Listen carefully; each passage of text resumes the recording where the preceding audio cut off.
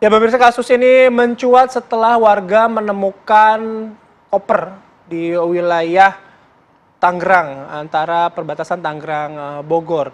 Dan ketika dibuka, warga saat itu kaget karena melihat sejumlah potongan tubuh manusia. Sebelum kami membahas ini, kami hadirkan terlebih dahulu informasi lengkapnya berikut ini.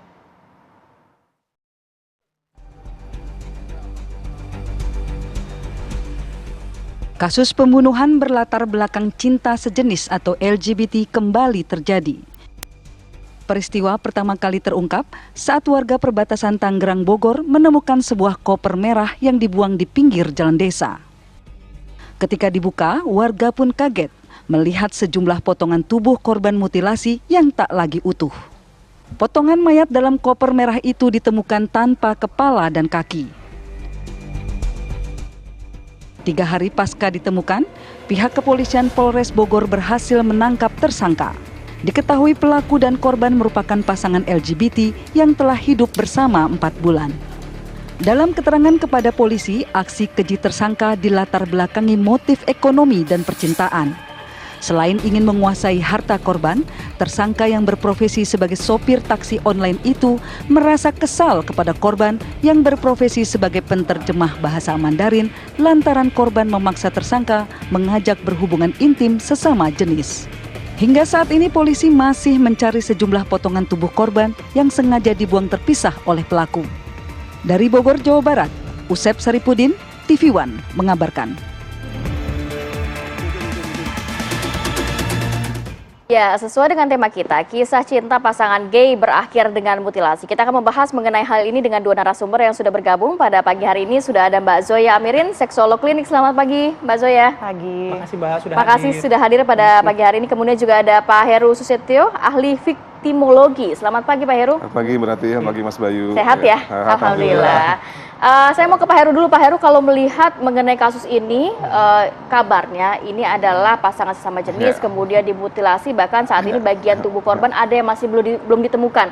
Kalau dari sisi viktimologi ini, seperti apa melihat kasus ini, Pak? Ya, mungkin tugas dari penyidik kepolisian untuk mengklarifikasi dan melakukan penyidikan apakah memang betul pasangan sesama jenis ya. Betul. Karena tidak semua yang dibunuh yang didalami oleh suatu peristiwa yang khas dilakukan oleh pasangan sesama jenis adalah betul pasangan sesama jenis. Bisa jadi memang salah satunya bukan. Tapi kemudian karena ada entah relasi kuasa, karena ada kebutuhan ekonomi, karena keterpaksaan tinggal bersama, tapi mungkin jangan-jangan ini memang bukan pasangan sesama jenis. Salah satunya mungkin, satunya bukan. Ataupun bisa dua-duanya, maka tugas dari kepolisian kemudian untuk melakukan pendalaman, investigasi, ataupun penyidikan ya.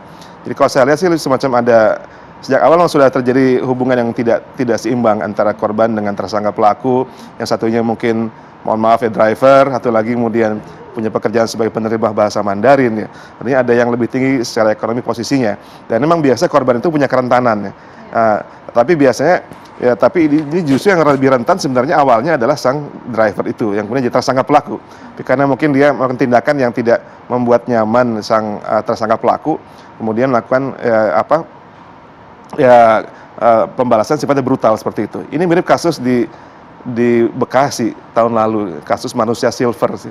Ketika sama juga di Bekasi, dia ini kalau itu juga sama, dia bukan pasangan sejenis namun dipaksa untuk melakukan suatu hubungan sejenis sampai berkali-kali, sampai disodomi 50 kali menurut media, 50 kali, sehingga akhirnya tidak sabar dan dibunuh, mutilasi dan dibuang. Mirip seperti itu. Kasus yang lain, kasusnya Rian ya, di apartemen di Margonda di Depok tahun berlalu, itu juga hampir sama. Sebetulnya lebih karena cemburu ya. Kalau itu memang pasangan sejenis.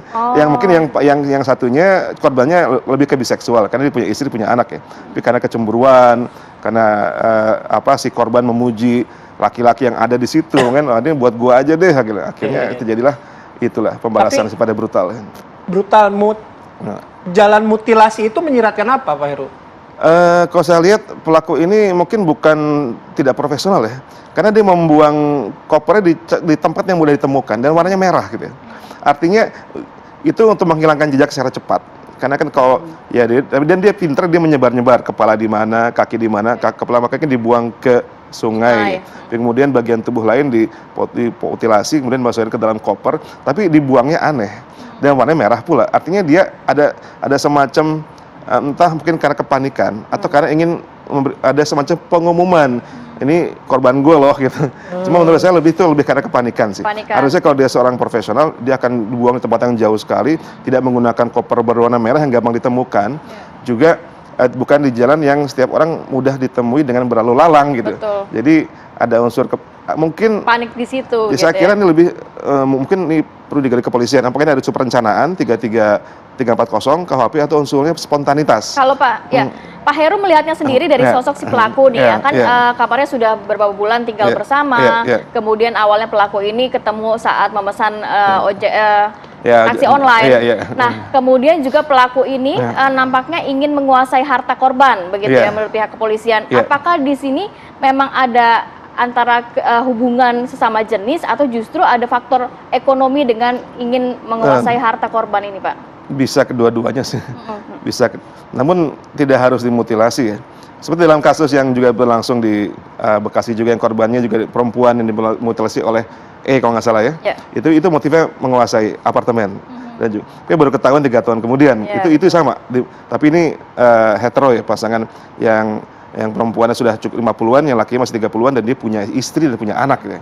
Kemudian menyewa kosan hanya untuk mengubur korban mutilasi. Dia lebih pintar nih, ketahuannya 3 tahun kemudian kasusnya itu.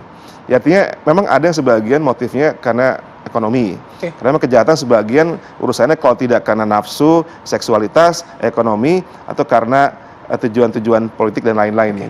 Saya ke Mbak Zoya. Mbak Zoya, kalau tadi apa yang disampaikan Pak Heru gitu dalam konteks ini, relasi kuasanya tuh seperti apa sih? Ada nggak Mbak Zoya melihat, menganalisis begitu ya, terutama misalnya ini laki-laki sama laki-laki, relasi kuasanya akan seperti apa? Dan apakah itu berpengaruh pada seseorang untuk mengambil tindakan pidana gitu, hingga akhirnya menghilangkan nyawa orang? Kalau dalam urusan relasi sebenarnya ada 2 kalau saya lihat ya, ada relasi kuasa dan relasi gender. Biasanya relasi kuasa itu pelakunya pasti relatif lebih berkuasa, seperti yang dikatakan tadi, baik bisa secara ekonomi gitu atau secara kedudukan di masyarakat dan sebagainya. Tapi kalau relasi gender itu biasa dilakukan oleh mereka yang posisinya lebih rendah dibandingkan satunya. Misalnya kayak tadi ketika digambarkan sebagai misalnya nih taksi driver ya, kalau nggak salah dia. Jadi misalnya dia supir gitu, yang satunya itu adalah guru gitu ya misalnya. Dianggap misalnya dia pelaku ini adalah relasinya lebih rendah secara sosial. Itu kemungkinan dia memiliki relasi gender. Artinya dia merasa, wah saya nggak tahu nih apa yang terjadi. Tapi kalau misalnya menurut penyidikan kemungkinan aja gitu ya, karena dia sudah sering merasa teraniaya, baik secara emosi, mungkin juga merasa dimanfaatkan secara ekonomi gitu untuk kepentingan seksual juga bisa kan misalnya. Jadi saya setuju tadi bahwa belum tentu ketika laki-laki berhubungan seks dengan laki-laki is not necessarily bahwa itu adalah hubungan homoseksual. Bisa jadi yang satu butuh duit, yang satu butuh seks. Ini kan ada transaksi di sini, ini juga mungkin aja terjadi gitu ya. Tapi kalaupun ini adalah relasi homoseksual bisa nggak? Bisa aja. Tapi penumpukan yang dilakukan oleh mereka yang relasi gender ini yang merasa lebih rendah, dia ngerasa kayak, wah saya udah capek nih gitu. Mungkin tidak ada konsensual selama ini. Awalnya mungkin oke sama-sama suka selama saya dikasih duit selama ini itu. Tapi mungkin gitu ya, wah udah sering diminta tapi juga duitnya segini-segini aja gitu. Nah, itu bisa memotivasi seorang individu melakukan tindak kejahatan secara psikologis. Oke. Nah, dari amatannya dengan sesuai keilmuannya Mbak Zoya begitu ya. Apakah kasus-kasus, karena ini akhirnya kan mutilasi gitu, kita end up-nya di mutilasi. Apakah itu emang lekat ya dengan stigma hubungan gay? Atau sebenarnya itu hanya kebetulan saja gitu?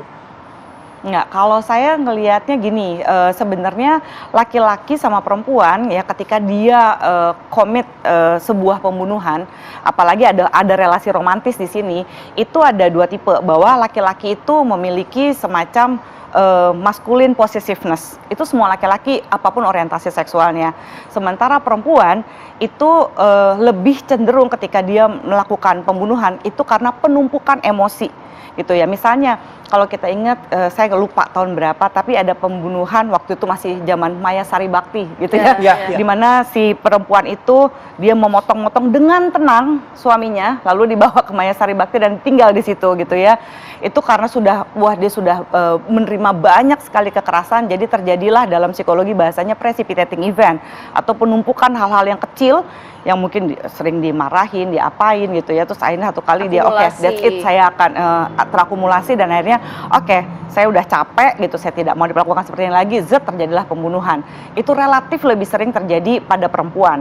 Nah sementara kalau laki-laki itu adanya male possessiveness, lebih sering laki-laki mengakui kalau misalnya karena terlalu cinta dengan alasan gitu ya, terlalu cinta, jadi biasanya itu dilandasi oleh kecemburuan yang amat sangat atau kemarahan yang amat sangat gitu ya. Nah inilah yang membuat kalau misalnya, jadi apakah laki-laki nanti memiliki relasi homoseksual, dia tetap memiliki kecenderungan ini, kecenderungan male possessiveness ini gitu. Nah, sementara si perempuan gitu ya tetap memiliki juga kemungkinan untuk penumpukan terakumulasinya sebuah emosi. Jadi ketika entah dia mau jadi lesbian, dia mau jadi gay, atau konteks homoseksual ataupun heteroseksual, kecenderungan pribadi masing-masing itu ada seperti ini. Baik, nanti kita lanjut lagi Mbak Zoya, Pak Heru. Tapi kami harus jeda terlebih dahulu. Apa kabar Indonesia Pagi akan kembali sesaat lagi.